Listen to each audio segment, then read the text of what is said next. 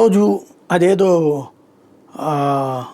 ధనవంతులు వరుసబెట్టి లేబర్ అందరికీ కూడా బట్టలు ఇస్తున్నట్టు అన్నదానం చేస్తున్నట్టు ఎట్లాంటి తరహా ఉంటుందో ఆ తరహాలో ట్రంప్ కూర్చుంటాడు, కెమెరాలు ఎదురుగుండా ఉంటాయి.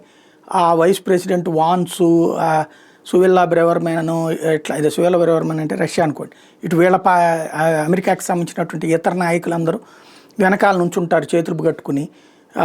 వాళ్ళందరూ ఎదురుగుండా ఎగ్జిక్యూటివ్ ఆర్డర్ల మీద సంతకాలు పెట్టడం, స్టేట్మెంట్లు ఇవ్వడం, అదిగో వాళ్ళ మీదనే ఆంక్షలు పెట్టాను, వీడి మీద దెబ్బేసేస్తున్నాను, నాని దొక్కేస్తున్నాను, నేను దొక్కేస్తున్నాను అంటూ రోజు స్టేట్మెంట్లు ఇచ్చాడు. మొన్న భారత్తో జరిగిన దెబ్బ తర్వాత ఏమైందో తెలియదు కానీ గత 6 రోజుల నుంచి ట్రంప్ టెలివైజ్డ్ పబ్లిక్ అపీరెన్సెస్ క్యాన్సిల్ చేసుకున్నాడు.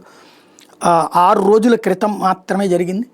తాజాగా కేవలం తన ట్రూత్ ద్వారా స్టేట్మెంట్లు తప్పించి పబ్లిక్ అపీరెన్స్ తగ్గింది.